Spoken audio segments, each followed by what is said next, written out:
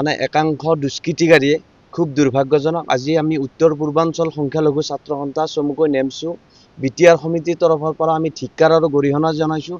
কিয়নো যিটো ঘটনা ঘটিছে আচলতে মৰ্মান্তিক ঘটনা, খুব দুখ লগা ঘটনা, খুব বেদনাদায়ক ঘটনা।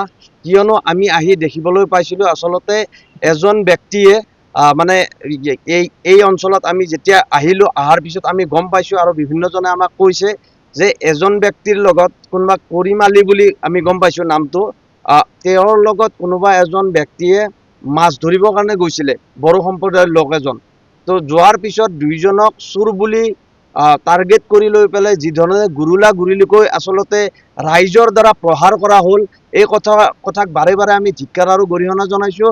আমি বিচাৰিছোঁ যিসকল ব্যক্তিয়ে এই ঘটনাৰ লগত জড়িত, যিসকল ব্যক্তিয়ে এই দুষ্কাৰ্যৰ লগত জড়িত, অতি শীঘ্ৰে আমাৰ যি ভাওৰাগুৰি আমাৰ থানাৰ আইচিক আমি আহ্বান জনাইছোঁ যে অতি শীঘ্ৰে তেখেতসকলক কৰায়ত্ব কৰিব লাগে, কৰায়ত্ব কৰি দৃষ্টান্তমূলক শাস্তি দিব লাগে। কিয়নো এনেকুৱা ঘটনা যিসকল ব্যক্তিৰ ইয়াতে আচলতে নাম ওলাইছে, কিবা কিবা নাম আচলতে নামবিলাক ওলাইছে, যা নহওক, তো তেখেতসকলৰ আগতে ইয়াতে ৰেকৰ্ড আছে যে তেখেতসকলে বেয়া কামৰ লগত জড়িত, তেখেতসকলে মানে আইন হাতত তুলি লোৱাৰ নিচিনা পৰিৱেশ বিভিন্ন সময়ত কৰিছে। এনেকুৱা ধৰণৰ ৰাইজৰ অভিযোগ উত্থাপন হৈছে।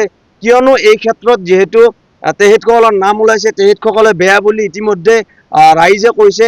তাৰ কাৰণে আমি নেমচু লগতে আমচু, ইয়াতে ABMCও আছে, আমি সকলোৱে আহ্বান জনাইছোঁ যাতে শান্তি সম্প্ৰীতিৰ স্বাৰ্থত, এই অঞ্চলত যাতে ভাতৃত্ববোধৰ স্বাৰ্থত নিৰপেক্ষভাৱে যাতে আৰক্ষীয়ে তদন্ত কৰি দৃষ্টান্তমূলক শাস্তি দিয়ে, ফাঁচী কাঠত ওলোমাই যাতে ভৱিষ্যতৰ দিনত এনেকুৱা ধৰণৰ দুষ্কাৰ্য সংঘটিত কৰিব নোৱাৰে, দৃষ্টান্তমূলক শাস্তি দিয়ক। তাৰ কাৰণে আমি বিটিআৰ নেমচুৰ তৰফৰ পৰা দাবী উত্থাপন কৰিছোঁ।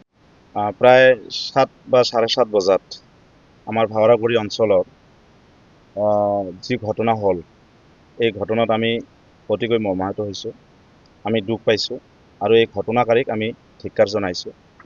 ঘটনা হোৱাৰ পিছত যেতিয়া আমি খবৰখিনি পালোঁ, খবৰ পোৱাৰ পিছত ইয়াত আমাৰ আমচু, নেমচু, ABMCu আৰু বিভিন্ন ৰাইজৰ ইয়াত আমি গোট খাই পেলাই ৰাইজে যিখিনি উত্তেজিত হৈছে, উত্তেজিত ৰাইজক আমি এটা বুজ পৰামৰ্শৰে প্ৰতিটো সংগঠনৰ নেতৃত্ববৰ্গই আমি আলোচনা পৰ্যালোচনা কৰি, প্ৰশাসনৰ লগত আলোচনা পৰ্যালোচনা কৰি আমি ৰাইজক শান্ত হোৱাৰ এটা বাণী প্ৰদান কৰিছোঁ আৰু তেখেতসকলক আহ্বান জনাইছোঁ যাতে যি ঘটনা হৈ গ'ল, এই ঘটনা যাতে পুনৰাবৃত্তি নহয়, তাৰ কাৰণে আমি প্ৰতি ৰাইজকে অনুৰোধ কৰিছোঁ।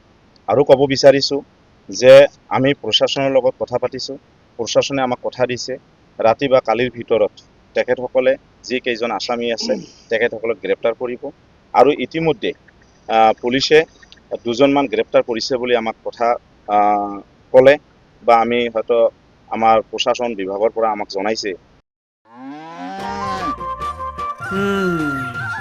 মোৰ লখিমী কেইজনীয়ে ইমান বেছিকৈ গাখীৰ দিয়ে, মনটো একেবাৰে ভাল লাগি যায়। বিয়মৰ দানা খোৱাৰ পৰা মই বেছিকৈ লাভৱান হৈছোঁ। আপোনালোকেও বিয়মৰ দানা খুৱাওক আৰু এইটো বেছিকৈ লাভ কৰক।